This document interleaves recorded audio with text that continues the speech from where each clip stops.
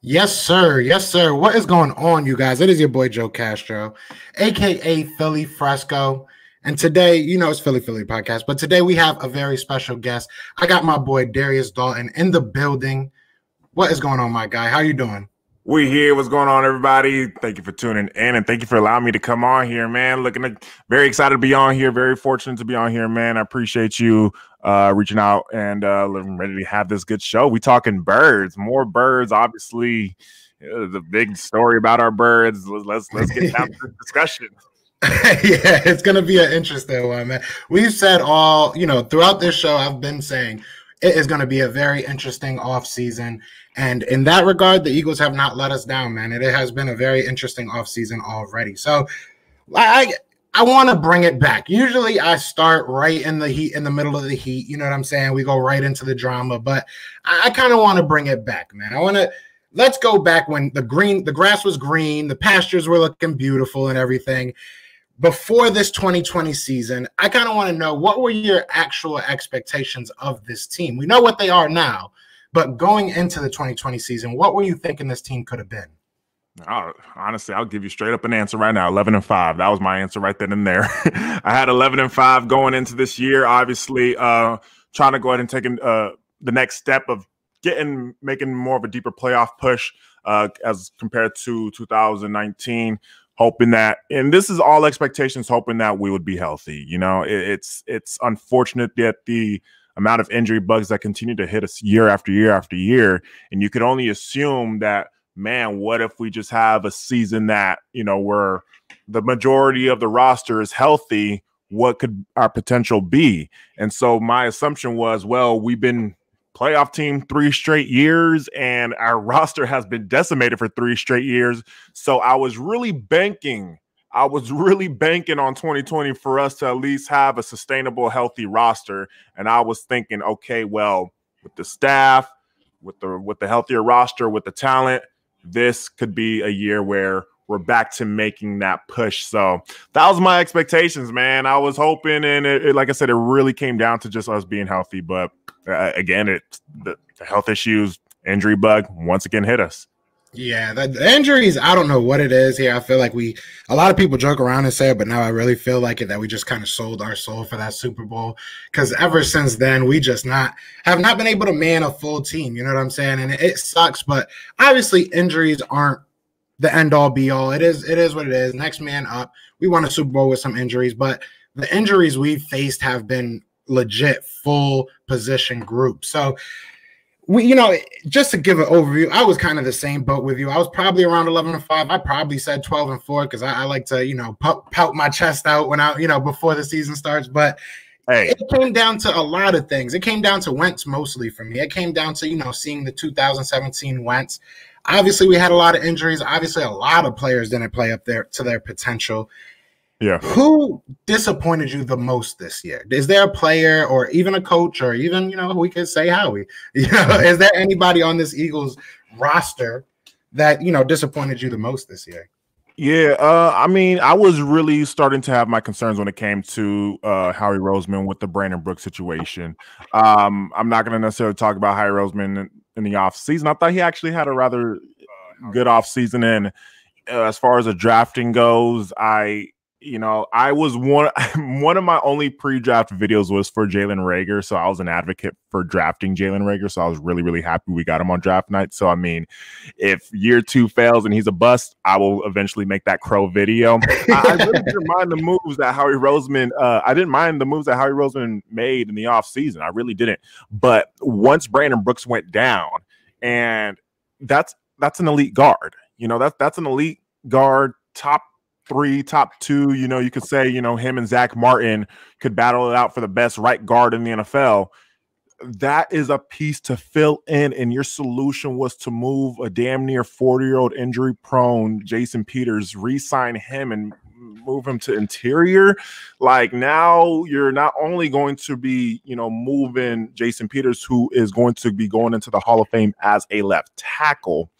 You're moving him into a new position and depending on him to be healthy for 16 games.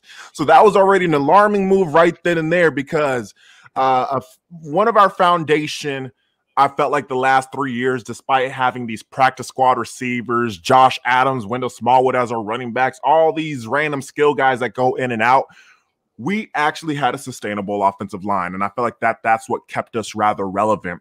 We had, Jason Peters go down here and there, or Lane Johnson missed several games, but we had a reliable swing tackle or swing lineman like Vitae, like Big V. We had a reliable guy that can go in there.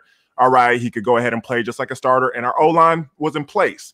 So already having a shaky O-line going into training camp, not necessarily having a solution for Brandon Brooks, then the Andre Dillard injury happened, and right then and there, it's not normal. It's not normal to have two starting offensive linemen to go down before season. That was not normal for me, and I felt like we could have tainted it a bit.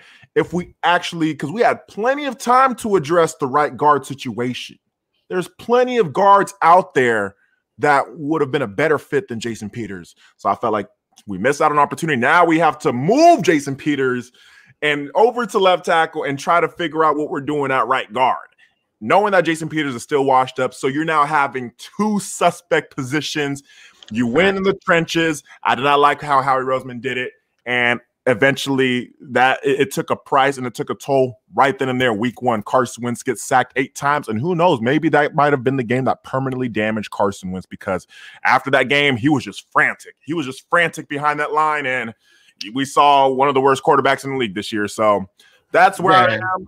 I mean, I know it's the cliche to say Howie Roseman right now. I know it's the cliche, but I felt like, he's made a lot of bad moves, but the lack of addressing the offensive line before the season, that part for me was going to be an issue stepping into the season. How about you?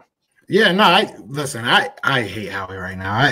Everything that Howie has done this year has, exactly, it has pushed every button that he could this year. So it's like, and I think he knows it. But my thing is to kind of piggyback off what you were saying, not only the way that they handled, the actual player and personnel decisions, to pay a man to basically break to JP. Listen, first of all, I don't like how JP handled that situation, if I'm being 100% honest. Love Jason Peters, but come on, man, you really need $3 more million to go and help your team, quote unquote. And that's the way you worded it. You know what I'm saying? Is what was worse for me. It's like, I need this money to go help my team. But either way, I digress. Like the way that you basically bent over for him, there was an obvious, power struggle all year. And I just felt like nobody gave anybody a chance. You can go even all the way up to Lurie. I feel like Lurie now looking at it, obviously hindsight is 2020, but now looking at it, I feel like Lurie was in Howie's back pocket this whole time. And the more and more that I look at it, and I know that people are going to hate me in the chat for this. I know that. But more and more I look at it, the less and less I want Deuce, because I feel like Deuce is their right-hand man. He's been here through 3 different coaching staffs. I don't know. And I love Deuce. I love Deuce as a person, but like the more I look at it, is like we say we don't want a yes man.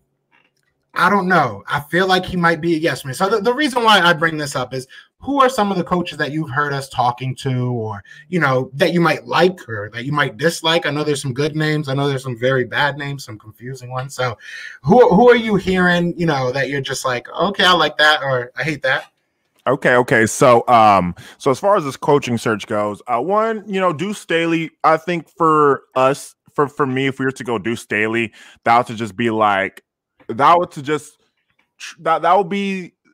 this will be the final chapter for Deuce Staley and the Philadelphia Eagles. Whether if he's going to sustain himself as a legit coach for us, or, we tried it, it failed, on to the next. So if they roll the dice with Deuce Staley, so be it. At this point in time, I mean, as a fan, I have no choice but to be on board whoever they hire. My preference, though, it depends on the quarterback. Let's just say we go with Carson Wentz. We stick with Carson Wentz. We want to try to get him going again. This might not be a popular name, but I like Arthur Smith, OC from the Titans, just from his work with Ryan Tannehill, a quarterback, another first-round pick, who obviously failed in Miami and had a career resurgence in Tennessee. And just from and just seeing where Ryan Tannehill was able to become a legit starter again here in the NFL, a respectable quarterback now that you can go ahead and say, I felt like Arthur Smith played a lot with that progression. And I think Carson Wentz is potential and talent. It's definitely exceeds more than Ryan Tannehill's potential and talent. You know what I mean? We've seen Carson Wentz play at an MVP level. So I feel like Arthur Smith, if he's able to get Carson Wentz going again, just like how he was able to do with Ryan Tannehill. And most importantly is this too, where they're run heavy. Obviously, Derrick Henry carried that offense. Their bread and butter was Derrick Henry. So I think that would make us focus a little bit more on the running game. And I emphasize that enough as well, because when we saw Carson Wentz playing at an MVP level in 2017, we were third in the NFL in rushing. Exactly. Remember, it was nonstop LeGarrette Blount, nonstop Jay Ajayi, Corey Clement here and there. We established that running game, and that's where Carson Wentz was at his best. So I think that if you if you're looking to revamp Carson Wentz and get him back to being that franchise quarterback, that potential top 5 quarterback that we want to see, I think that an Arthur Smith offense can definitely boost his confidence, not put too much pressure on him. We could obviously be a little bit more run favor as well. Perhaps get another running back that could complement Miles Sanders and stick with Arthur Smith. Now, obviously, we have another quarterback with Jalen Hurts, who finished the season off, dealt with issues, some fumbling turnover issues, but also showed some great potential as well. I think he was like the first quarterback to reach 500 passing yards and 250 rushing yards. I think, obviously you put Jalen Hurts with the proper talent around him, he could definitely be an efficient dual threat. So it's really up to what the organization, who they're going to roll with. There's reports that's going around everywhere. I think Carson Wentz might stay. And if Carson Wentz is going to stay, I would roll with Arthur Smith. If for some reason Jalen Hurts is the answer for us, you're hearing about Lincoln Riley, which would make obviously the perfect sense, because Lincoln Riley was the one that progressed Jalen Hurts into a damn near Heisman candidate. Well, he was a Heisman candidate, but a damn near Heisman Trophy winner. But I think Lincoln might be content with where he's at. So, so I'm going to mention a name that came up today that a lot of people were like, what? But that was Kellen Moore. That was Kellen Moore. I wouldn't be mad at Kellen Moore. The reason why I say Kellen Moore is just this. Look, Dak Prescott goes from a quarterback that had throwing just over 20 passing touchdowns, just around 3,500 passing yards. And then the last several years, well, unfortunately this year, Dak, snapped his leg, but the 1 year he had him damn near 5,000 yards, over 30 touchdowns. And this year he was on the pace to pretty much do the same thing before he snapped his leg. Dak Prescott was. So I was like, if he was able to get the most out of Dak, now granted, they have some beautiful weapons out there, for crying out loud, come on now, beautiful weapons that he was able to throw to. So I was thinking, well, he was able to get the most out of someone with Dak Prescott. Imagine what you can go ahead and do with someone with who else is on our staff. So I'm not too opposed with Kellen Moore. I'm not. Yeah, but a lot of people seem like they're, it is what it is. I know that they're the Cowboys, they're our rivals, but this is the NFL. It is what it is. We gotta look for the best person that's gonna, run our squad. And he has. I did a video when it first happened, just kind of giving my reaction, and it was the same thing you said. I mean, he's run a good offense. Yeah, you can say on paper they've had way better stars, but to kind of, go back and backtrack on the whole Howie conversation, who knows what we have? Because realistically, when we had Travis Fulgham buried in the depth chart for the whole year, and then he comes out and looks like the next coming of, whoever you want to call it, Terrell Owen, whoever you want to say. So it's like, who do we don't really know what we have. I can't really tell you any of these players' strengths or weaknesses, because I feel like we played against them. You know what I'm saying? Like you can say that Jalen Reagor coming out of college was a certain type of player. We did everything in our power, even taking him off of punts and kick returns to make sure he didn't do what he was good at. So it's like full potential. Yeah, exactly. It's like, I don't understand and part of me, we were talking about, the media kind of saying a lot of funny things lately, you know what I'm saying? But like a part of me is like, maybe the Doug was trying to get out of here this whole year, because it's like the decisions that he made, the stuff that he said is mind baffling. It's mind baffling, to be honest. But to keep on that, what were your first reactions when we fire Doug? What went through your head? Because I know for everybody, we probably had like mixed bag of emotions. So, absolutely. What were you thinking? Mixed reactions to the fullest. My initial reaction. Now, this is not necessarily thinking about internal issues. Obviously, we know that there's some internal issues, power struggle that's going on. So we're a little bit more detail about that. But the initial reaction, I'd not want to fire Doug. I don't think that you should let go. Super Bowl winning head coaches don't grow on trees. Okay, they don't. They don't. Now, granted, obviously, we had an awesome staff, the deepest roster probably in NFL history in 2017.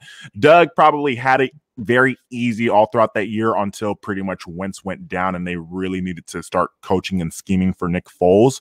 But nonetheless, though, you're talking about a coach, 3 straight playoff appearances. You're talking about obviously a Super Bowl, 2 division titles in a 3-year span. And I mean, not only that, sure, we had our inconsistent offense, but damn it, man, like I don't know what other coach that would be able to succeed with having, Deontay Burnett as your number 2 wide receiver, Josh Adams as your number 1 running back, Wendell Smallwood. Like, I don't know how many coaches that's able to succeed having that kind of talent due to the fact that our top 2 wide receivers, Alshon the last 3 years, Hurts, he's played half of the games. If you combine 3 seasons, 48 games plus the playoff games as well. You combine all that, that's around 50 games. Alshon Jeffrey has played under 30 games. Our number 2 wide receiver the last 3 years, Mike Wallace, that 2018, and Deshaun Jackson the last 2 years, right? Mike Wallace, Deshaun Jackson, out of 50 games the last 3 years, including the playoffs, you've only gotten like barely 10 games from your number 2 wide receiver. So you're stepping into the year needing to try to coach up, not having a fully healthy number 1 wide receiver, because when Alshon Jeffrey was out there the last 3 years, he was not 100%. And obviously our number 2 wide receiver position, D-Jax, Mike Wallace, they were nowhere to be found. So I felt like he was really pinned up. And this year it really, really took a toll on him just because of the offensive line. 14 different offensive linemen. Again, I don't know another coach that will be able to succeed Facts. with that amount of arranging. Your plays can't develop. Your quarterback is now frantic. Again, we just talked about it. After that first game, that could have possibly permanently damaged Carson Wentz for the season. Sacked 8 times, was getting beat up by Washington. Now, after every time the ball was snapping, he was just frantic. Mechanics were starting to be thrown off. Now he was starting to miss his passes and plays couldn't develop because they were starting to be under pressure. I felt like, just given the circumstances that Doug was being put into, was not allowing him to really necessarily obviously coach to his full potential, because the team itself was just so depleted. And, Zach Ertz IR, Dallas Goedert IR. It's just, again, I don't know another coach. I don't know another coach that would be able to turn this into a successful season. I don't. So I look at other coaches that had bad seasons that are still active. The active Super Bowl winning head coaches. You could think of John Harbaugh missing the playoffs for 3 straight years. Ravens didn't give up on them. Now look at the Ravens now. They went 14-2 last year. There's a 3rd straight year in the playoffs. They're, making another run this year. Mike Tomlin had two separate phases of not making the playoffs in consecutive years. And you see the Pittsburgh Steelers, they're an underwhelming team, but they're still making the playoffs. They're still competitive. Who else is an active head coach? Pete Carroll missed the playoffs 1 year. There he bounced back. That's what you know what I mean? Like, it's just, you can even look at Andy Reid. Look at Andy Reid with the Eagles. He's had his fair share of bad seasons. I mean, we went like 4-12 with that dream team. He was right back the next season. He put an offensive line coach at defensive coordinator and came back the next year. So, I mean, I agree. I personally, shout out to Big D, says, I have no problem with Doug other than his play calling. That's kind of where I'm at. I felt like his play calling was messed up. If you would have told me we fired no one, but we're bringing on an offensive coordinator, I would have been okay with this offseason, to be 100% honest. I think a lot of people would have. Yeah, I feel like a lot of these coaching moves, I don't think Howie went into this offseason saying we're going to fire all these people. I think a lot of these people are starting to just not want to be here, to be honest. Like, I mean, Jim Schwartz, I could see that being a firing or kind of a mutual thing.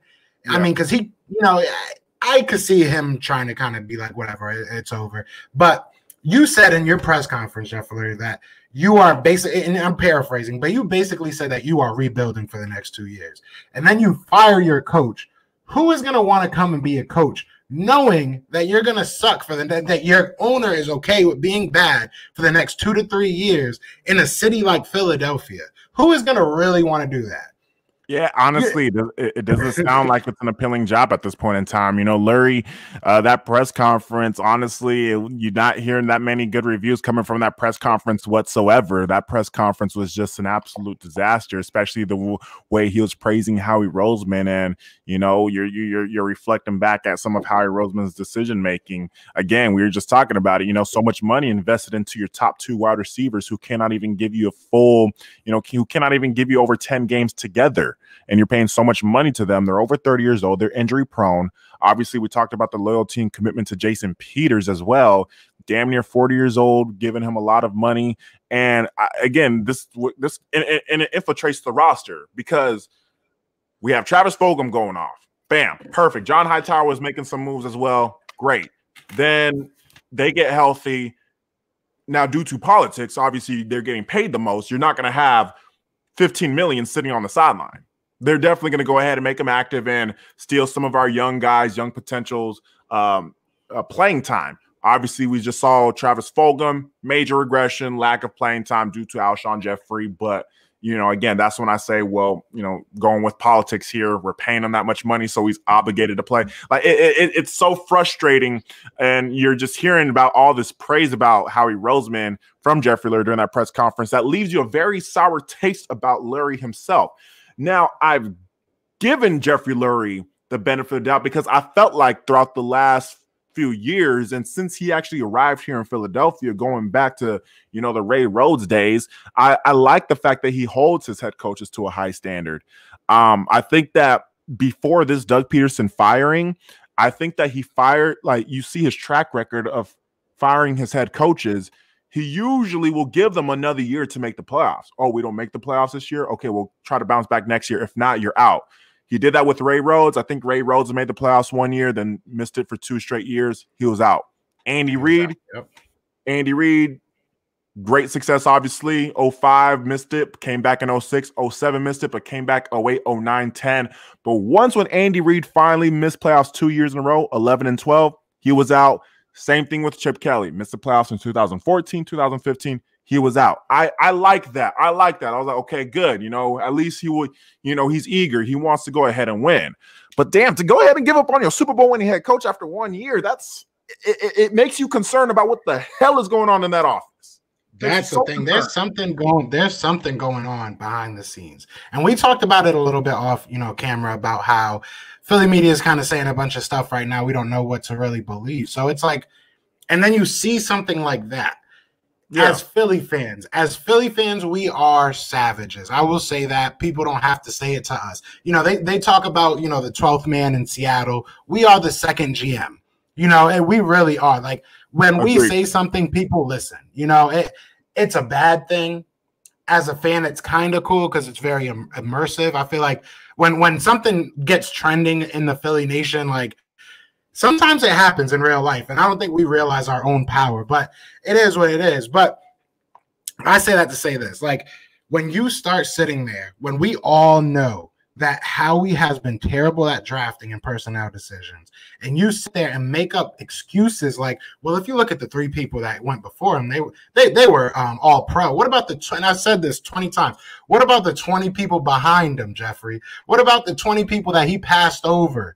You know, what about let's talk about JJ Arcega-Whiteside. Let's not talk about Miles Sanders. We understand Miles Sanders.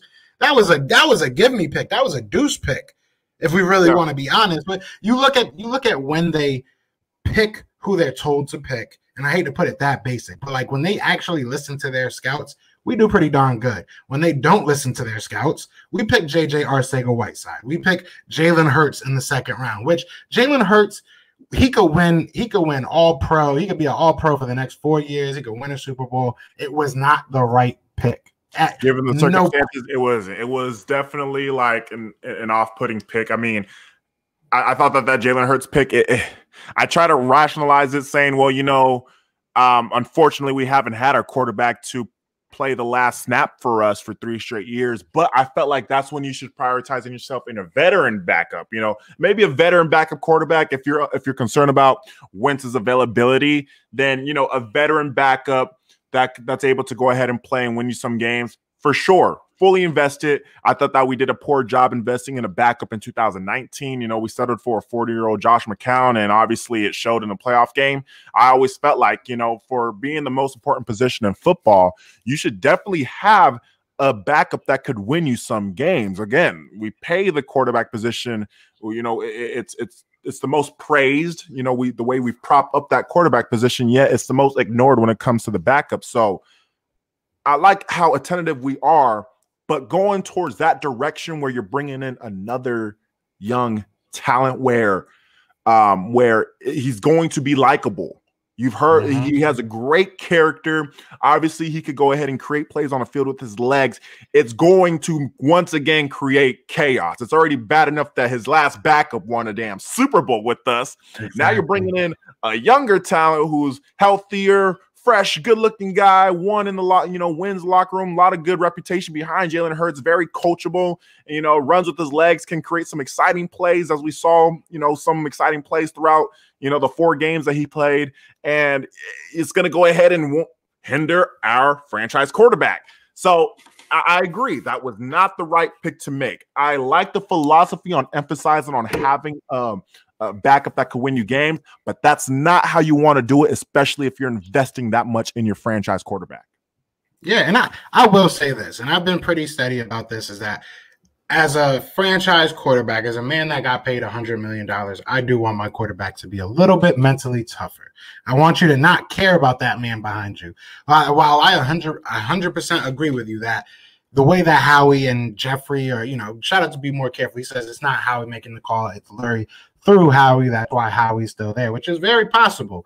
You know what I'm saying? But either way, our front office is just missing everything. I feel like when you brought in, I had high hopes. When you brought in Doug Peterson, I was a little bit upset because I didn't know who the heck he was. I think a lot of people were kind of like, who you really, and there were a couple names that were a little bit more attractive on the open market at that time. Looking back, maybe Sean McVay's the only one that I probably would put with Doug Peterson right now. Out of that, coaching class, if you want to call it. Did he come in after Doug Peterson? I thought McVay, was he 17 or 16? I thought he was the same year. I could be wrong, but I thought he was the same year. When did the Rams could be wrong? It was the year after we won it, right? Yeah. I think McVay came in after. He came in after. Doug Peterson was 16. McVay, his rookie year was 17 because I remember it was like the biggest. I think was he the one that won Coach of the Year? Because we were saying that Doug should have won Coach of the Year in 2017, but he didn't for some reason. But that's because they gave it to McVay because everybody was all about the Rams offense. He was all new and shiny either way. Yeah, I mean, I wasn't all hype about Doug. I didn't know who he was. Either way, he looked good. He did good. The way that our front office has handled this on a face value level, the way that they talk to the media, the way that they've handled it that way, and the way that it seems like the locker room is just totally torn apart. We prided ourselves on this family atmosphere, this, community, like the Eagles are all brothers and we love you. And, you watch those old sound clips from the 2017, 18, even 19 season. All you hear is, man, I love you. Yeah, we got this. You do not hear that now. Nobody loves each other on that sideline. And it's like, it's crazy how much I relate the Eagles a lot to like a regular job. Because at the end of the day, it is a job, right? You go to your 9 to 5. If your boss is pissing everybody above you off, it's going to trickle down. You know what I'm saying? So, and I feel like that's what's happening right now. So Jeffrey, I don't know. Jeffrey, I feel like is just a little bit too involved for my liking right now. Yeah, it's unfortunate. It's almost like the Jerry Jones syndrome where, you I didn't want to say it. It's heavily involved, and sometimes it could hinder a locker room at that point in time, and it could hinder your coaching staff. And it's almost disturbing that you have a defensive coordinator that was okay with retiring and stepping away, and then you have your head coach who, like I said, won you a Super Bowl. This is a at the end of the day, this is your Super Bowl winning staff. Okay, it's your Super Bowl winning defensive coordinator and your Super Bowl winning head coach. And the fact that they're both at peace and okay with being let go. They're okay with not coming back and coaching next year. After this too. It's like, it's not like you went out okay. It's not like you went out okay and you were just like, whatever. I just didn't like this guy. You just put on an embarrassing season, one of the worst seasons in Philadelphia Eagles history, and that's saying something.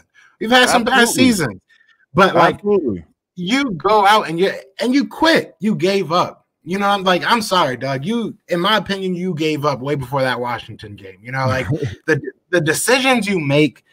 And maybe he's not making them. I don't know. It's so hard to like sit here and really like point fingers at anybody because the past couple of days, I don't know if I blame Doug. I don't know if I could work for these people. Like that's become the running meme right now. It's like, do you want to work in Philly right now? You know what I'm saying? So I say all that. And we've kind of bashed Philly and everything, but it is. I love Philly. It's just the way that they're, I don't know. I don't know. But we have every right. We have every right to, man. Exactly. We went through a whole season of this, so it's like it's our turn now.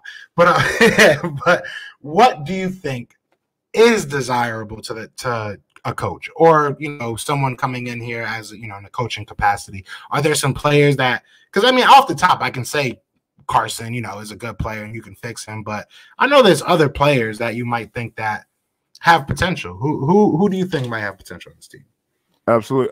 So I feel like having to, it's going to be hard because obviously a head coach wanting to accept a job over here is going to have to be able to accept who their GM and who their owner is. They're going to have to be able to endure them too. But if they're just solely looking at the roster alone, if they're solely looking at the roster alone and seeing, okay, well, I think at the end of the day, sure, our quarterbacks, they didn't light it up last year, obviously, particularly Carson Wentz. And then you still got a young quarterback in Jalen Hurts who still has a lot of growing to do.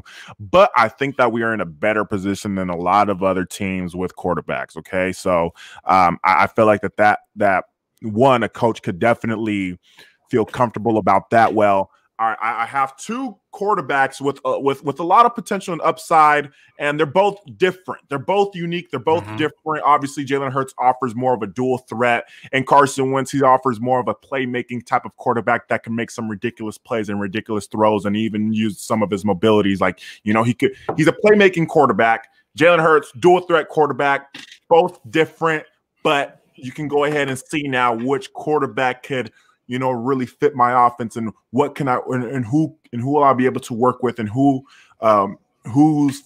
which one's full potential am I able to get? Am I able to get Carson Wentz full potential or am I able to get Jalen Hurts' full potential? And then you can go from there. Obviously, you're going to go ahead and immediately look at the line of scrimmage. Who's going to be protecting my quarterback? Am I in a comfortable position where these guys are going to get protected? Lane Johnson coming back? Great. Brandon Brooks coming back? Good. Jason Kelsey, is he not retiring? He's coming back? Perfect. I got a top center, I got a top guard, I got a top tackle. What's going on the other side? My Lata's looking good. He looks like he's going to be a premier left tackle for us. Great. Isaac Seumalo, an established starter. So you get your offensive line back in track. You get a top offensive line, a top ranked offensive line with a quarterback that can run your system. I think that alone will already attract an offensive minded head coach where they're able to go ahead and now operate their offense off of that. You have an explosive playmaking running back in Miles Sanders who could explode for a big-time run. It seems like we see these big-time touchdown runs or these long runs from Miles Sanders. And then you can go ahead and start addressing what the hell the wide receiver position looks like. So I think that as far as the roster rise, we're not as far as people might portray. I think that maybe we need to go ahead and patch up our skill positions a little bit more and adjust the linebacking position. You think you're going to feel more confident when these guys get healthy at the offensive line. We know our D-line got a lot of money invested in there. Great. You have a dominant D-line, dominant O-line. Perfect. That combination alone already is step one. Step one. Then you got quarterbacks. Perfect. Step two. Great. So then you can go ahead and trickle down, see what you can do with the rest of the skill guys. I don't think that, So I think that the roster itself, it's a lot more attractive than Jacksonville, for crying out loud. Who are the coaching vacancies? A lot more attractive than the Jets. Okay. You take away the wide receivers from the Atlanta Falcons, really, outside of the wide receivers, I would prefer our roster over the Falcons roster other than their wide receivers again. Okay. Because it's one of the top wide receivers that's been underwhelming because they're not obviously winning with it, but that's just because everybody else sucks with them. But again, the only team that you could really say that has a better roster with an open vacancy is pretty much the Chargers. That's the only team that I would really, or maybe the. Oops, sorry, almost throwing stuff around. We upset, man. We upset. Or maybe the Texans with Deshaun Watson. You got a top 5 quarterback in Deshaun, so maybe those are the other 2 rosters that you might prefer. But if you're talking about a roster situation where you're a head coach stepping into, you should still feel confident with this Philadelphia Eagles roster. It's just, how am I going to be dealing with that management? Facts. And one thing I will say, if I'm gonna paint a nice picture of our management, I feel like right now they're willing to let someone else kind of to make some decisions. I feel like they feel the pressure is on them, and they know that it's a rebuild. So I feel like they're looking for someone to kind of lead the way at this point. I could be totally wrong. I could be 100% wrong. Don't get me wrong. But I feel like at this point, if you're Jeffrey Lurie and you're Howie Roseman, because right now they're tied at the hip, if you're those two, and you're calling people like Lincoln Riley, calling people like Ryan Day, you're calling people that can develop talent. You're not necessarily just looking for a coach that, can win right now. I like that. As a head coach, I like that. I like seeing that you're okay with me building your roster. You know what I'm saying? There's a lot of times that you go to obviously our fans probably won't let you do that, but if your management is saying, listen, you got a year or two, like look at Miami. They kind of told their coach, listen, in their contract said, look, you got a couple years, build this roster, get it right, no pressure. If you suck, you suck. It is what it is. But if we can do that with somebody, I feel like that's appealing, you know what I'm saying, in its own way. So here's where it gets tricky, though, because here's the concerning part about potentially being on a rebuilding. Sorry to interrupt, by the way. Oh, no, you're good. Then you talk about the most important position, which is quarterback. I don't think that Carson Wentz himself can afford a couple more years of rebuilding because, he's already 5 years in. As far as playoff success goes, we've seen nothing. We've only seen 5 minutes of him in the playoffs. So I don't think that we could really afford to have a couple more rebuilding years with Carson Wentz. And with that being said, you have a couple more years of him potentially getting hurt as well. And again, a couple more years of not making the playoffs. So we're talking about going into year 7, year 8, no playoff appearances. And that is your franchise quarterback. So that is the risk and gamble that Lurie is pretty much putting out there. Like if you love Carson Wentz and you want to try to get him going again and get him right, the last thing that you want to do is set up for a rebuild, especially in this city in particular in Philadelphia, where we were pinning McNabb against the wall. We pinned up McNabb against the wall, and he holds the record for the most playoff wins in franchise history as a quarterback over here. You know what I mean? So if you're talking about rebuilding, understand that you still have a franchise quarterback with $130 million that we are looking. We're looking at Josh Allen making win him the playoff game. We're looking at Lamar Jackson, Patrick Mahomes, all these young quarterbacks. Jared Goff again. Jared Goff was in the Super Bowl, and I'm like, it's like we're supposed to be seeing our guy. Our guy's supposed to be right here. He's supposed to be playing this upcoming week. So. Yeah.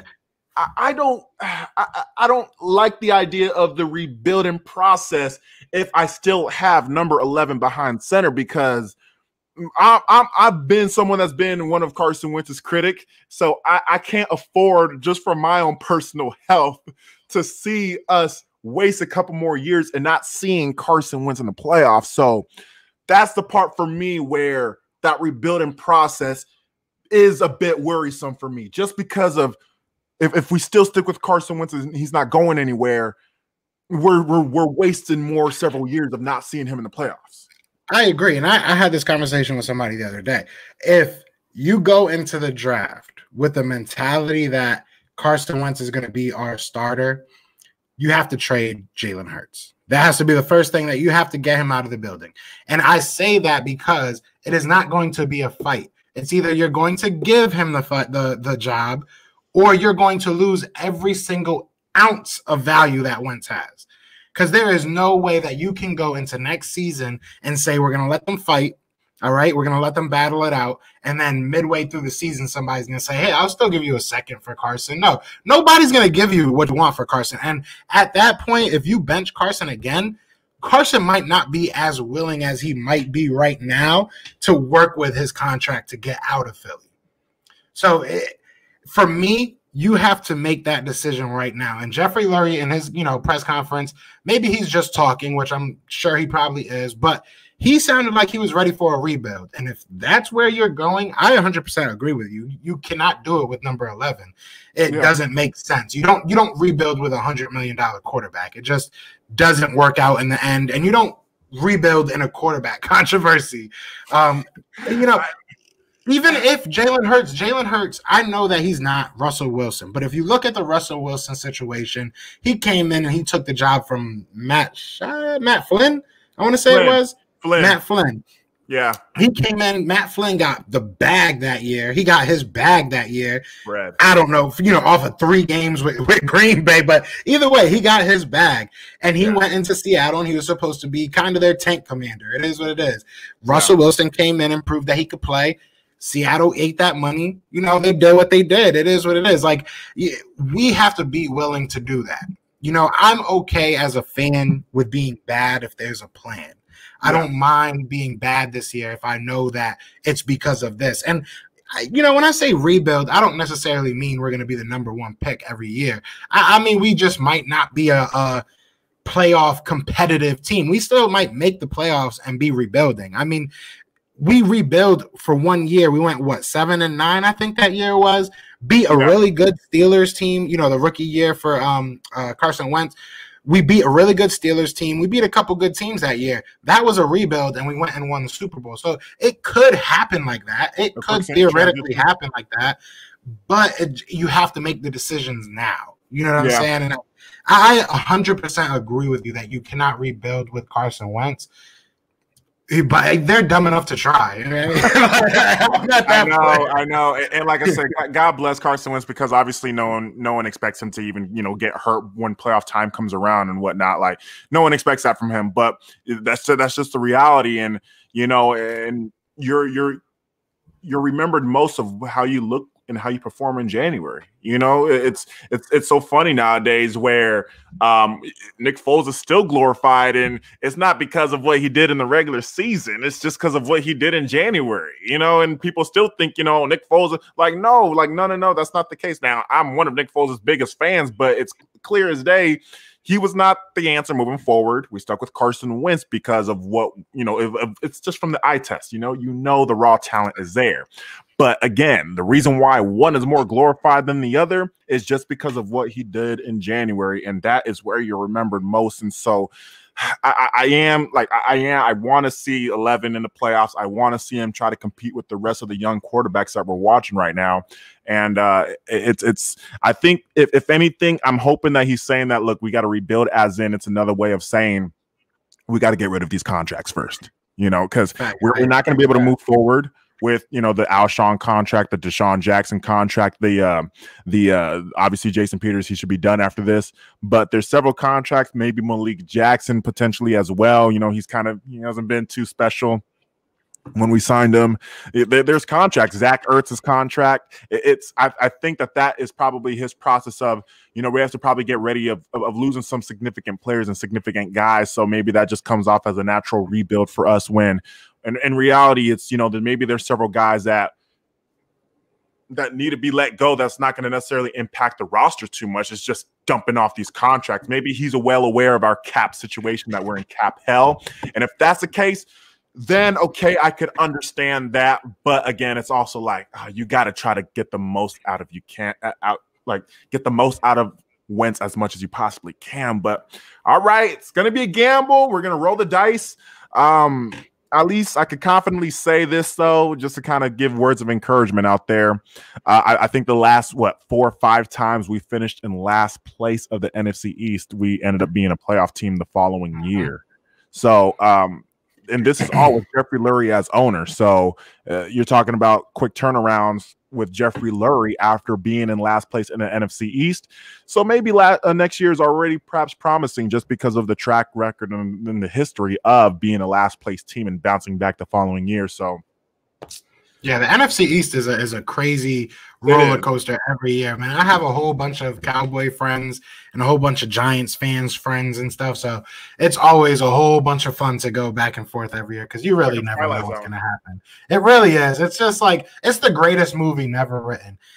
Shout out to everybody that's in the chat, man. I appreciate everybody. Be sure to hit that like button, hit that subscribe, check the description. If you do not know who Darius Daulton is, you have been asleep. But his links are in the bio, so please do, our description. I'm so used to Instagram. Please do go hit that up. So I want to ask a question to you, and I want to ask everybody in the chat as well. All right. You seem like you kind of are married to Carson. So if you had to pick, if you are Howie Roseman now or Jeffrey Lurie, whoever the heck is making decisions, you're making decisions for the Eagles right now. Screw both of them. Who are you going with? Are you going to go with Jalen or are you going to go with Carson? And I want to know everybody in the comments. You guys let me know as well. Gosh. I mean, okay, so me, obviously, again, I have not – I don't have the best reputation of being Carson Wentz's biggest fan. I'm the guy known for having a number 9 tatted on my thigh. I'm known for that. So that's me. But gosh, I gotta take away the because all you're thinking about right now, the first thing you think about is just the money and the contract. That's the first thing when you think about when it comes to picking the two. So you have to go with the obvious business decision and say Carson Wentz. However, now you're talking about, is he a quarterback that's now just permanently damaged? You know, he's been hurt now. Now you're talking about a major regress. It's going to cost some money to fix this guy as well, to try to at least get him back into, you know, competitive status. Or you're going with a young quarterback who is still learning, still growing, showed tremendous upside given already a terrible roster, and he's made it rather exciting and compelling for several moments throughout the games, the final 4 games. Thinking like if I'm rebuilding, and the key word is rebuilding, I will go with Jalen Hurts. I will go with Jalen Hurts if I'm rebuilding. He's cheap, second-round pick money, upside. Obviously, he was able to progress under the Lincoln Riley system. So obviously, you put him around a good offensive system. Make sure that he's obviously surrounded with several talent. One thing about the Russell Wilson situation: Russell Wilson came into Seattle. He had Legion of Boom, top defense. Offensive line, and Marshawn Lynch to run that offense. Bam. Russell Wilson was chilling for several years until he had to start picking up. And then that's how Russell Wilson molded himself into a top quarterback here in this league. And he still needs help. He still needs help. Obviously, we saw one and done for them. Russell Wilson still needs help to this day. But if I'm going, you know, if I'm going in a situation where if I want to win right now, like if I want to win right now, I'm going to be taking that gamble with Carson Wentz. Because obviously you've seen him if he turns it around, turns a corner, and you're able to see the potential of Carson Wentz and the talent of Carson Wentz, you're going to get a lot of great moments coming from him. And he could set you up in a position where, you know, he's led you to already 2 division titles. You know, he led you to a top seeded already. So if you're trying to win now, perfect. I go with Carson Wentz. Those are the answers I can give you. If I want to win right now, Carson Wentz. If I want to rebuild, Jalen Hurts. That's the best answer I can give you right there, bro. That's fair. I can't be mad at you on that one. Listen, since week whatever the whole tie debacle was against the Bengals, I forget which week that was. That was 3. Wait, okay, that's what I thought. So after that week, I posted a video and I was like, it's time to just see what Hurts has. Ever since then, everybody just thinks I hate, you know, Carson Wentz. I don't hate Carson. I love Carson. Yeah. I have to, you know, and I hate to keep doing this. I hate to keep agreeing with you because this is supposed to, you know, we should have some debate. But, you know, I'm kind of with you. If you really want to win right now and Carson wants to be here, key phrase right there. If Carson really wants to be here, yeah, you take that shot. You go and see what you have. But to kind of say, I just lost the comment, of course. But somebody in here said, we'll give him one more shot, see if it was Doug. We have to understand that we're not giving him a shot and then trying to trade him. If we give him a shot, we're all in on this guy. Like that's where our franchise has put us. That's where our front office has put us. We have to go all in on someone. And it's sad that we had to do this again, because we had to do this, unfortunately, with Nick Foles. So that makes me question Carson Wentz a little bit. And I want to ask you this. Has Carson Wentz's mentality kind of turned you off from him a little bit? Or do you understand? Do you get where he's coming from and you're like, it is what it is? I do. I do believe that I do believe that Carson Wentz's style can be a little bit. He's in over his head. Again, he's a playmaking quarterback. He wants to create plays with his legs. He wants to make the most out of these opportunities with himself. And eventually, he's going to have to buy into a system. He's going to have to buy into coaching. 2017, we were thinking, it was all Frank Reich. Frank Reich was just designing great plays for Carson Wentz, all that kind of stuff. Again, it was easy. It was easy to the point where our backup came in and still looked like an MVP. You know what I mean? Like it was that easy of a roster for us to go ahead and operate. Doug Peterson had it easy until Wentz went down. Wentz had it easy because you're having tremendous talent all around. So that's why 2019 I felt like was such a big year for Carson Wentz, because you're thinking, all right. There it is right there. Okay, there it is. Hey, give this guy a couple weapons, man. Give this guy a couple weapons. Look what he was just able to do right now. But I think now the league right now is starting to key in on saying, all right, well, all we got to really do is just pretty much contain him and not let him really run around, and we can go ahead and rattle him up. Because although 2017, yes, it was a great Final Four games for us, he was still rather shaky than the first, 3 quarters of that season. And I noticed that there's sort of a certain trend with Wentz where if he's not necessarily needing to make the most out of these plays and with his legs or trying to create these second chance opportunities, he could be really just iffy itself.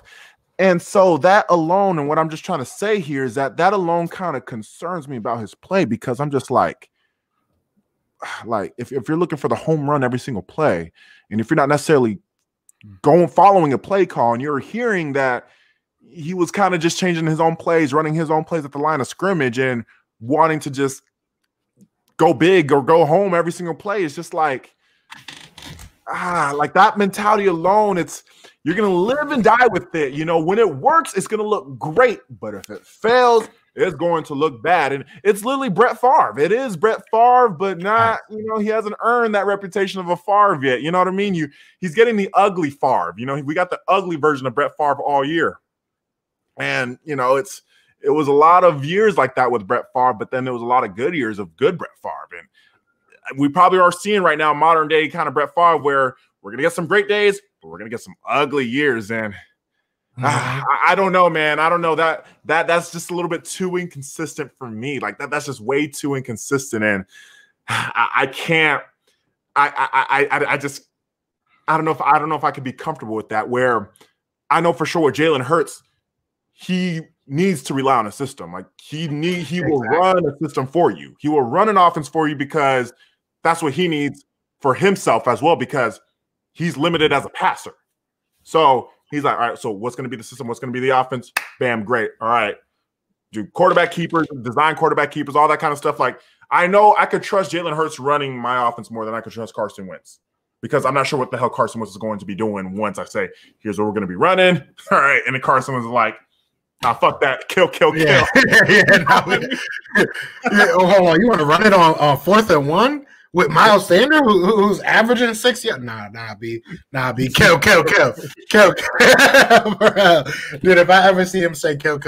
And it's funny, though, because, you were talking about Jalen Hurts. When Jalen Hurts went in, I was watching for stuff like that. I was watching to see how many times he really changed the play. And a lot of people like crucified the man for his, incompletions and stuff like that. I wish that Carson Wentz would throw the ball away as much as Jalen Hurts did. Even if Jalen Hurts missed the guy, I'm okay with that. You didn't take a 10-yard sack. You didn't fumble the ball mid-throw doing something weird. Like some of the stuff, yes, you can definitely put it on Carson trying to be the team or, winning everything for the team. But some things are just like backyard football. Like, come on, bro. Like, what are you doing, man? Come, to continually do it too. That's my thing. We're talking about in year 5 about the same stuff we were talking about in year 1 with Carson Wentz. And I love Carson Wentz. I think he has all the talent in the world. But if you can't progress and you can't become a better player, it is what it is. If you look at Tom Brady's first couple of years, Tom Brady wasn't the team. You know what I'm saying? Tom Brady kind of grew into that role. He became a better and better quarterback. So it's like, if you're not going to develop, I'm not paying you $30 million to start learning how to play football. Yeah. And I'm not saying that he's a terrible football player, but you understand what I'm saying. I'm not going to pay you $30 million to relearn mechanics. I'm not going to pay you $30 million to say kill every 5 minutes. Like, that's not what you're here for. So there's some type of disconnect. Maybe he just really didn't like Doug. I don't see anybody else that's coming out defending Doug. I don't see anybody really bashing Doug. So it's kind of a weird thing. It's like a mixed feeling. Yeah, I think everybody was just kind of like over the season at this point. Maybe. I mean, I also think, too, the reason why there's probably not much wording that's really coming out is just because they're probably unsure about what the hell the front office is thinking now, too. They're like, should we even speak out about this? Because since it's clear as day, Howie and Larry run the show. It's clear as day that they run the show. So how open are we going to be able to speak up about this? Do we want to really, side with Doug Peterson saying, man, thank you so much, coach, blah, blah, blah, blah, blah. And then does that make us come off as opposing? Does that make us come off as like, opposing Howie and Lurie? Or if we bash Doug Peterson, I don't think if you're really bashing your head coach, I'm not sure how appealing that might be for other head coach candidates, where we're not going to really voice too much of our opinion on our head coach right now, just because it's probably going to set a bad example, because Doug Peterson, he's liked around the league. He's an Andy Reid disciple. He comes from the Andy Reid coaching tree. A lot of great guys: Ron Rivera, Sean McDermott, John Harbaugh. Great guys that come from Matt Nagy. Great guys that come from it that are well respected. So I don't think that you'll get a really good reputation on yourself as a player if you come out and say whatever, Doug Peterson. And so that's what makes it unique about Carson Wentz now. Is just like, I don't know how it looks. Yeah, that's what I'm saying. I don't know how it looks for people around the league to be like, oh wow, like you couldn't work with Doug. Like it's weird. Like it's so weird. And I mean, Foles will say great things about Doug Peterson, just like how he says great things about it's. And even Jeffrey said he didn't deserve to get fired. So it's like, Jeff. And one of my friends was like, bro, you're reading way too into that comment. I'm like, no, I'm not. If my job fired me, right? And then they had some big press conference and was like, he didn't deserve to be fired. I'm going to be sitting at my house like, really? Like, I understand. Like, I understand you want to save face and like show me respect, but like, really, bro? Like, really? That's all you could come up with, man? It's like, the stuff that people say, the way that we act, it just makes zero sense at this point. Like, it's puzzling, bro. It's concerning because, again, we have no idea what the hell's going to be happening. We have no idea what the hell's going to be happening. This is the first time ever I've ever been so uncomfortable as a fan. Like, I'm uncomfortable because, one, I hate the fact, like, I don't know. One, I obviously hate losing already as it is. It's we losing doesn't sit well with us. I've been a fan since I've been blessed. I've been a fan since the early 2000 days. So I've seen a lot of success with this organization. So that patch between 2014 and 2016, where it was 3 straight years of not making the playoffs, like that alone was like, oh gosh, it's irritating enough as it is. And so right now I feel like, damn, are we damn near in that position, or are we this close of turning it around? Or who the hell wants to come over here and like you don't let go of a Super Bowl winning head coach just so easily like that. It's so like it's just so weird. And the part where I feel like I'm in purgatory as a fan, the part where I feel like I'm in purgatory is we know Howie and Lurie, they run the show and they're running your favorite team. We love the Eagles to death. So we have no choice. We have no choice but to buy in with whatever the hell they want to do, because they're the ones that's going to make the decision. They're the ones that's going to be rolling the dice. They're the ones that's going to be making these choices and gambling, and you have no choice but to be okay with it. We could obviously talk about it, give our opinions like we're doing it right now as we speak, but we have no choice because we're fans of this team and they're running it, man. And that's why I guess that's why I'm so uncomfortable, because I'm like, I have no control. I have no control. Yeah, I don't have any trust or any faith in this organization to do what we want them to do. But with that being said, that's a perfect segue into this. I have to do my shameless plug of the night. So we do have a voice as fans. We have a voice. So if you guys want Howie gone, we do have Fire Howie merch. Oh, there you go. In the description, you know what I'm saying? We also have some Dumb Doug merch if you guys want that. So be sure to check that out. You know what I'm saying? It's some fire gear. Links are in the description. But yeah, it is what it is, man.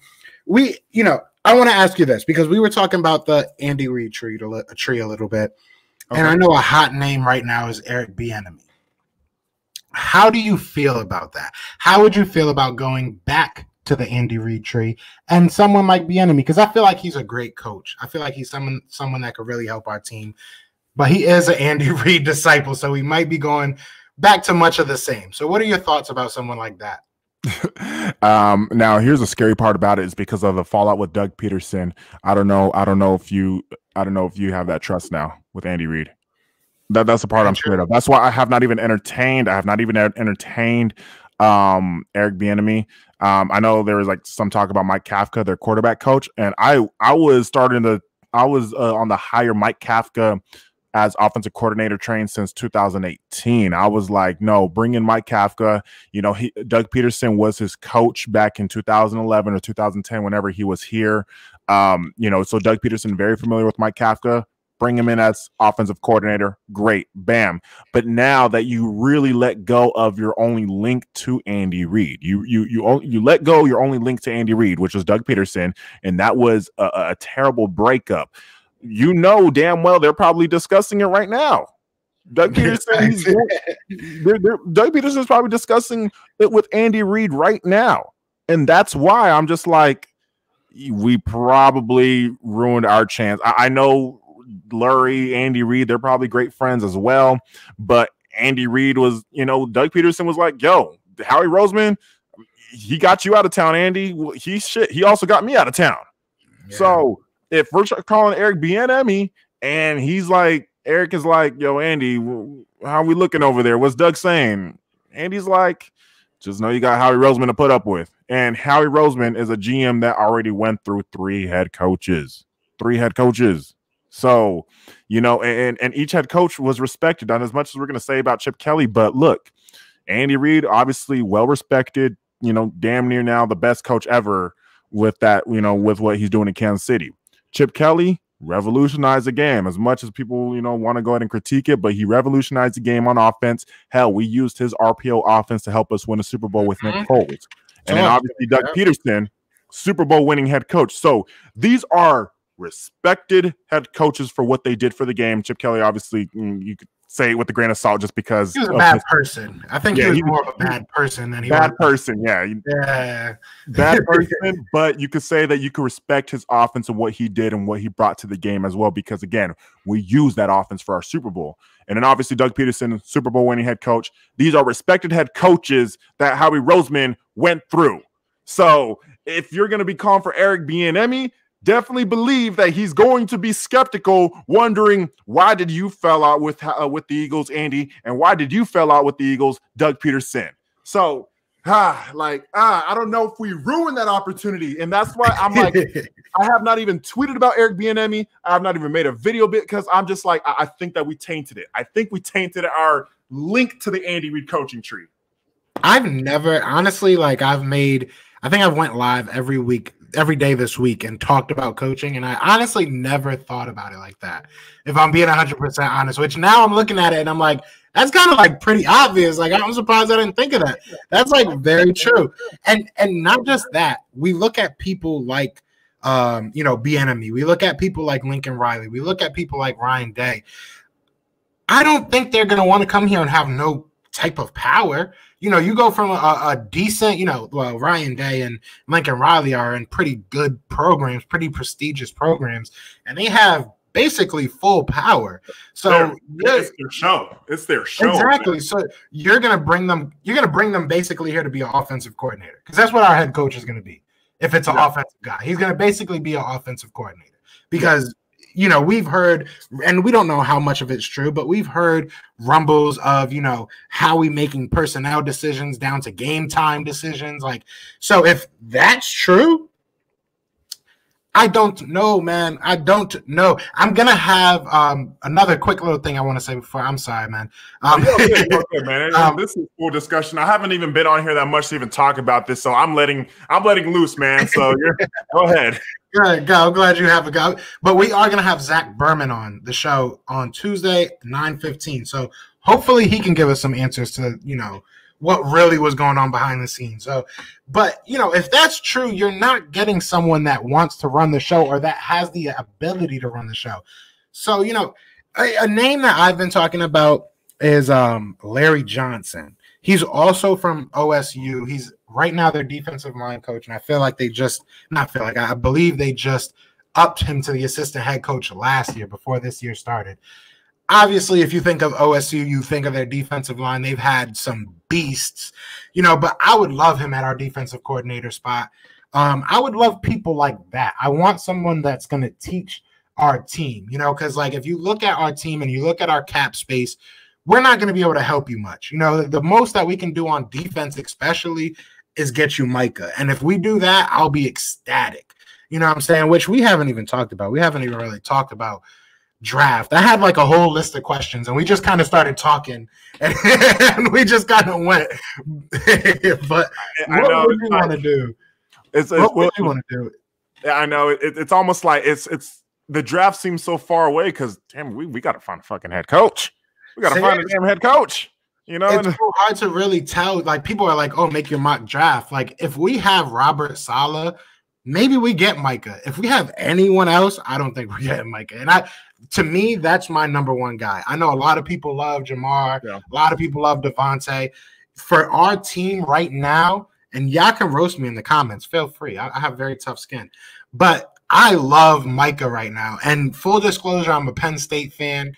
So it is what it is. But you know what I'm saying? But Micah, I think you can hit on second-round talent at wide receiver and get a Devontae Adams, get a Terry McLaurin. You can get talent. It's been proven.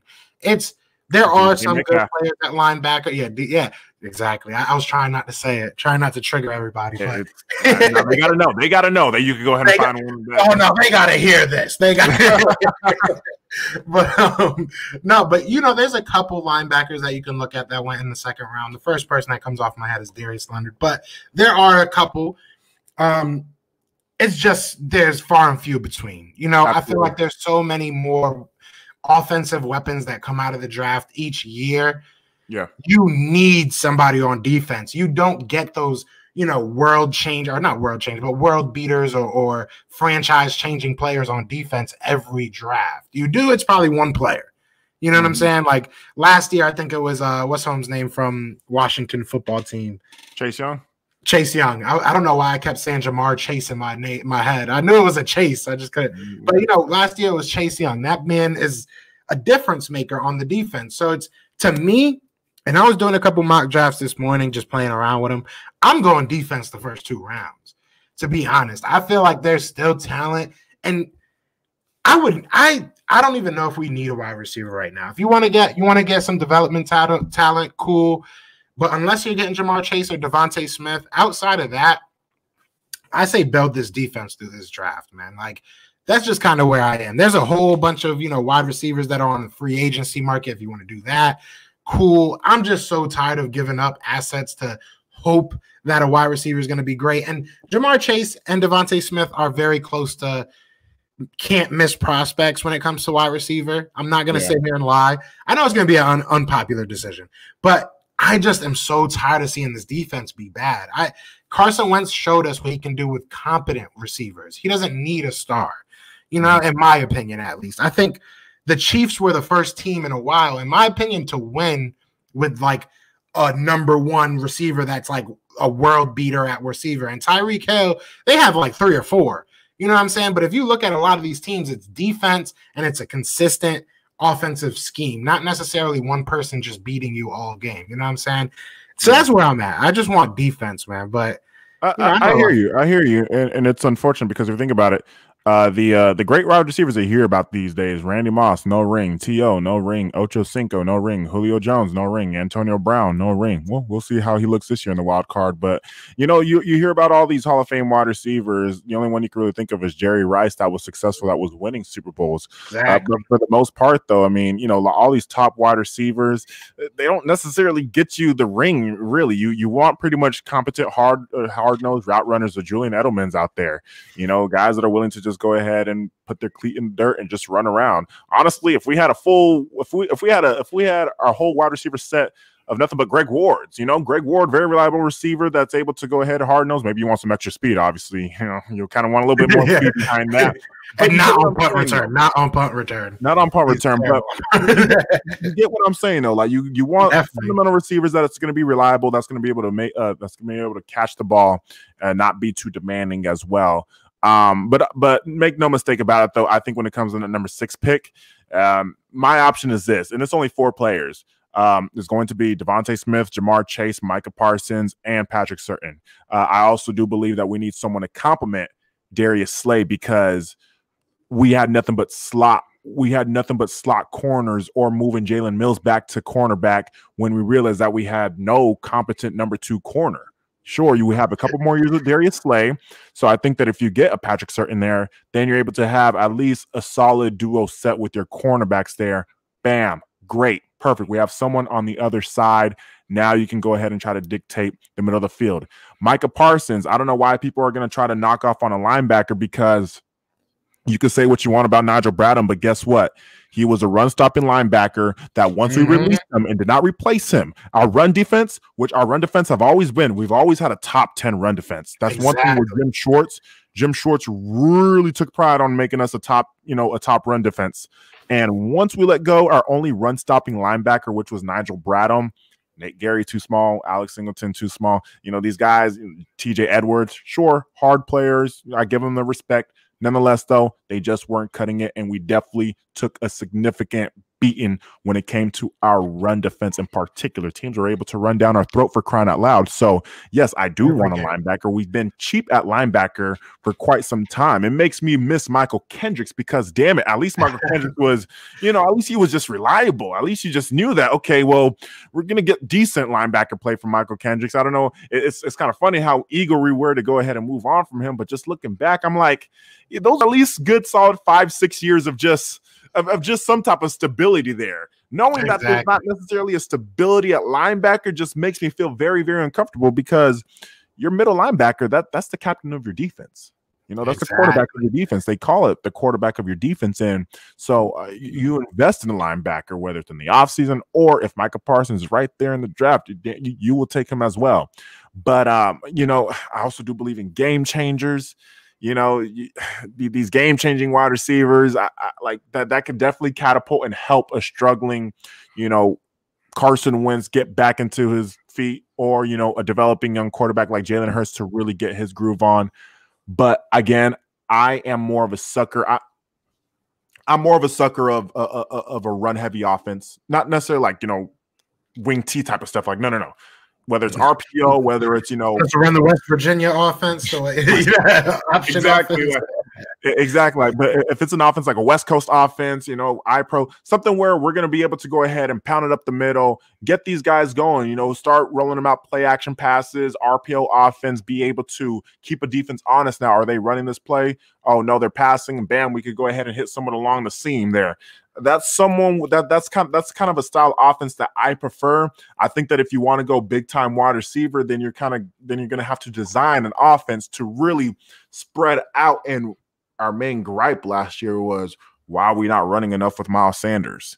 So if we are now trying to go ahead and stack this receiving core, we're going to try to spread out this offense and try to be sort of a pass heavy offense. When I look back at our history, like I like to look back at our history of this organization. What is our identity? Steelers' identity, it's known for having a defense, regardless of whatever time period. Steelers are going to have an identity on the defensive side. You got places like the Rams. You could talk about the days with Eric Dickerson in that offense, the greatest show on turf in that offense, the Sean McVay in that offense. There's an identity. And I think in Philadelphia, it's having a stable defensive line. You go back to the Reggie White, Jerome Brown days, to the Hugh Douglas, Corey Simon, those days, the Trent Cole days, obviously with the Fletcher Cox and Brandon Graham. That's our identity as D-line, but also prioritizing that running game. Wilbert Montgomery, Brian Westbrook, Shady McCoy. Now it's Miles Sanders. We have some type of groove going on the offensive side that's able, and that's getting the running back going, getting the running back going, and the quarterbacks will follow through with it. The quarterbacks will follow along with it. So that's me. I feel like that is our whole mantra as a Philadelphia Eagles organization. You're going to get a good D-line, and you're going to get a solid running back that's going to be able to really, dictate your offense. And so it's, I can go on and on about this. So that's where I feel like taking the Jamar Chase and taking the Devontae Smith, I think you're going to drastically change everything, where I'm not sure if that's going to be our identity, unless if you bring in a true head coach that's going to want to produce an air raid kind of offense, Yeah, no, that's a great point, actually, because we, like you said, we've all been, kind of pounding the table to see Miles Sanders finally get like 20, 25 carries, or even just have an actual running back committee again. Like, I don't know what happened to all of our other running backs, but I feel like they just got no touches. But you can't do that when you add to that wide receiver room, because you're not taking anyone out. We have a lot of young people in there. Other than Alshon and Djax, I feel like those are kind of obvious people that will probably be gone next year. Yeah. But outside of that, you still have like 6 people that, if you went into the season right now, you would assume would make the roster at wide receiver. You have a lot of young people. So, I mean, it gets really murky. Like, I don't know if I'm willing to take a Jamar Chase, give up someone like Greg Ward. I'll just throw a name out there. Give up like a Greg Ward because he's the oldest one. And then your defense still sucks. I don't know what that fix is, in my opinion. You know what I'm saying? Like, and I would love to have like a Patrick Surtain as well, but that's another thing. It's like, I would rather have a number one, like a starting middle linebacker, you know what I'm saying, over a number 2 cornerback right now. Mm-hmm. Right now, don't get me wrong. I agree that we need someone to, pair with Darius Slay, just so he's not the only person that they have to worry about. You know what I'm saying? Yeah. At least someone competent. But I get nervous with drafting cornerbacks, especially so high, because it's very hit or miss. It's very hard for people to come in and just like at that position be a star right away, or at least, really, really good. We even see Trayvon, I hate to say this, but Trayvon Diggs from Cowboys, he looks pretty good, man. But it took him a while. It took him a good, probably like half the season to really understand what he was doing. So it took him to pick us off twice that Sunday night game in order for him to get going. Don't even remind me, man, because I was like, oh, right, we're going to be able to go up against this Cowboy defense. We should feast. And here we have Trayvon Diggs picking off Wentz twice. And I'm like, Jesus, of course we're going to get him going in a groove. It's going to start with us, right? Exactly. We got it. And that's how I feel like it was all this year. Like, I never want to say people gave up on their job. People were tanking other than the last game. But this whole season just felt like I wanted to see a headset broken. I wanted to see someone getting cussed out on the sideline. Like, this was the most un-Philadelphia way to have a bad season. Like, and maybe not having fans had a lot to do with it, because I feel like, you have like 60,000 people cussing them out. Exactly. That's a big difference. Yeah. But it's like, as a coach, man, as a I don't care if I'm the water boy of the Philadelphia Eagles and I'm on that sideline and we're getting our butts handed to us by the Cowboys, I'm cussing out Carson. You could fire me later. You know what I'm saying? I'm going to go to Jalen and we're going to talk about this while I'm giving him the water. Like, come on. I just needed to see some passion, and you saw none of that this year. Like, and that's probably the most disheartening thing about this season is, like, I feel like my team gave up, and it's okay to be bad. I know a lot of Philly fans will probably say it's not, but it is okay. It is football. It is what it is. It's okay to not be good, but not like that. Show me something. Show me something. And I don't know what just to go on a quick little mini rant about this. I don't know what, like, we have in Philadelphia the worst stinger epidemic ever. Like, I don't know how I've gotten stingers in high school and in, playing football and stuff. I don't know how a stinger can take Fletcher Cox, who's like 350 pounds of pure muscle. You got a stinger and your whole outfit's off. Like, you're done for the whole game, bro. Like, I don't know, man. I don't want to think these people gave up because I love them and I look up to them, but it's like it feels like that. It really feels like that. Exactly, and that's the part that hurts me the most because I'm like, oh boy, like because I went to that Dallas game in Week 16. I did. It was still a great time despite the result of it, but just hearing about that kind of stuff, I'm just like, gosh, I hope I did not witness my own team give up in front of me in my very own eyes, because that's a betrayal right there. I've been in relationships where I've been betrayed. I've had friendships where I've been betrayed. So seeing my own personal football team betraying me, that right there was a new kind of hurt. So for my sake, I don't want to believe that stinger really was like, really was like, all right, well, I'm done for the rest of the game. Gosh, it's like, hurt. I paid to be here, especially this year. This year is like, the lengths that you have to go see a football game in 2020 were unfortunately very, very dutiful. It was very hard to go see a football game. You know what I'm saying? Yeah. So for the people that went and were able to go see wherever it may have been, put on a show. Don't get me wrong. I understand. I wanted to lose that last game. I did. I wanted to lose that game because of the pick. Yeah. But the way we did it, it's like I would have rather you just keep Nate Sudfeld in from the start. I just felt like that just added to the drama. And it's like, that's not what Philly should be about. It did. And I mean, that's crazy because we always hear about tanking and we always talk about tanking and we always hear about other teams tanking as well. I think that the reason why it caught a lot of people off guard, including us in particular, is because it happened right in front of our very own eyes.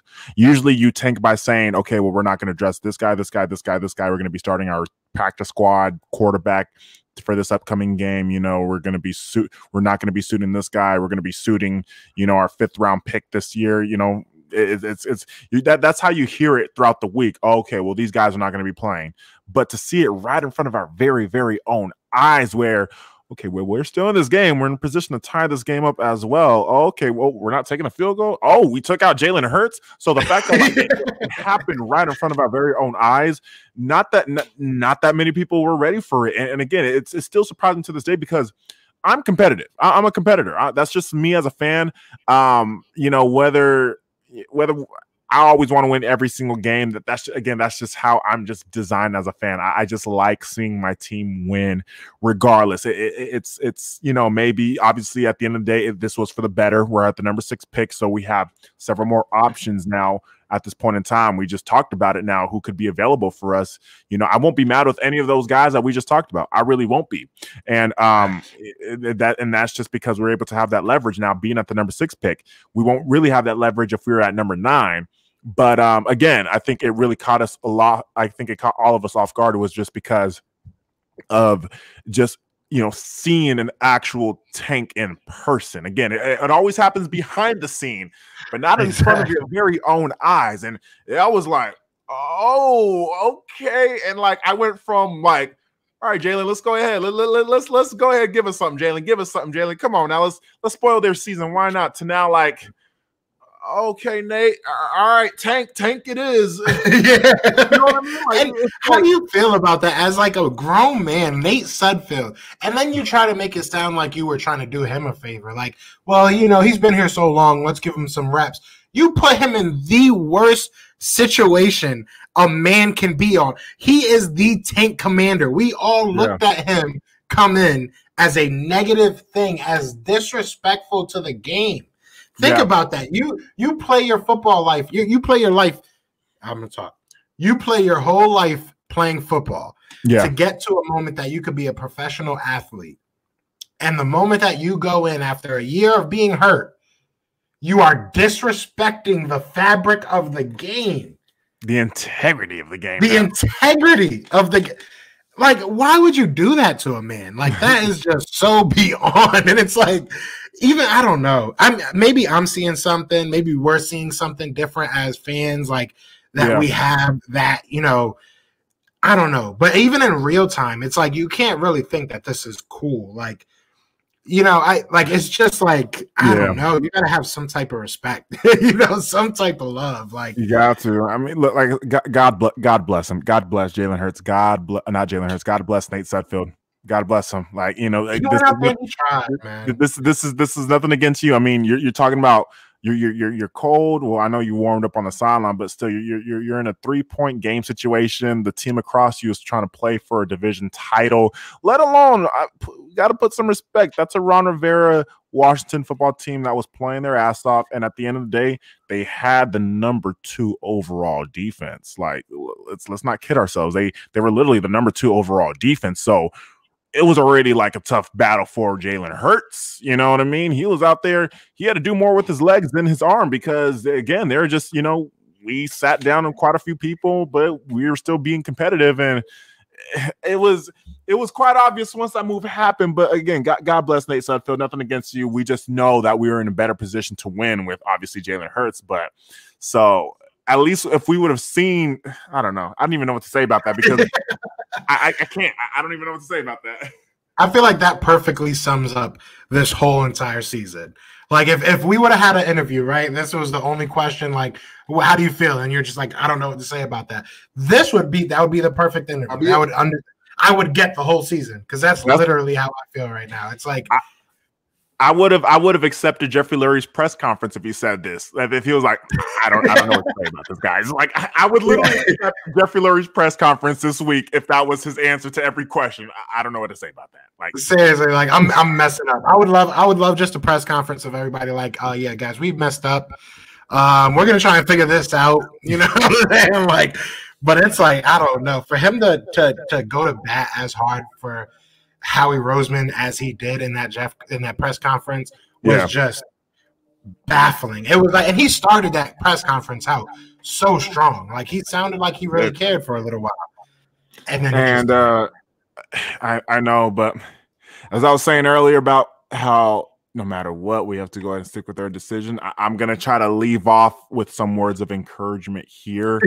You know, at the end of the day, this people might not want to hear this. And this is me, and trust me, this is more therapeutic for me as it is for you, the folks in the comments. Shout out to y'all in the comments for watching. Really do appreciate y'all, by the way. This is more of a therapeutic comment for me when I say this, okay? Howie Roseman, he fixed Chip Kelly's mess shenanigans and quickly built a Super Bowl winning roster. So I'm going to try to give him the benefit of the doubt and see if he could do it again. I agree 100%. I've said since this all kind of went to hell, if you will, I said there's someone that was the glue from this 2017. There's something there. Yeah. If we can find it, we can bring this back. So yeah, I'm with you. We have to keep that mantra going. But like you said, everybody in the comments, man, everybody in the chat section, everybody watching, thank you so much. I think we're gonna end it up here. Go watch some basketball. I know the Sixers are on, so you know we'll let you guys. We have more than 7 players this time. See, I'm a Nets fan, so yes. Well, I don't know. Was Kyrie gonna be playing probably? All right. Listen, I don't know how I feel about this Harden. I hate Kyrie. I am the biggest hater of Kyrie there is. Wow. Before he was on the Nets. So, you know, it is what it is. It is what it is. I love that he brought KD to the team. Huge fan of KD, but not a fan of Kyrie. Yeah. Not the biggest fan of this James Harden trade, but it is what it is. If we win, I'll never say anything. So it is what it is. Like I'll tell you what. I think KD will definitely, because you know he's the one that's been there as well. Him and Kyrie. I think that they both know what's up and what it takes. You know, you still got the king in LA to go ahead and overcome, and they both know it. Kyrie won with LeBron, and KD beat LeBron several times. So they both know what could possibly, what they could possibly need to do in order for them to go ahead and, if it comes down to it, Nets, Lakers, they're going to know what it takes. And, if they needed that James Harden asset, hey, look, we just need a scorer. We just need a scorer. That's just what we're looking for. Then, I mean, there you go. There you have it. Although those are three personalities as well. Where if you guys take an early 1-0 deficit in a series or an early 2-1 deficit in a series down 2-1, will it implode? It's almost like, it's almost that kind of risk that you're going to be taking with those three personalities. But nonetheless, though, just seeing, from what you've seen throughout the years and just being, a fan of basketball and just, obviously knowing that, LeBron is still pretty much the main guy. You got to beat him. He's the reigning defending champion. If they could get on some sort of same page, that could be really, really good. So definitely. I think we made this decision. I've said this to a lot of people. We made this decision for right now, not this. They do not care about 3 years from now. They want to win. You know what I'm saying? So if we win, it is what it is. But I think our strength switched. We went from having probably the best bench in the NBA to low.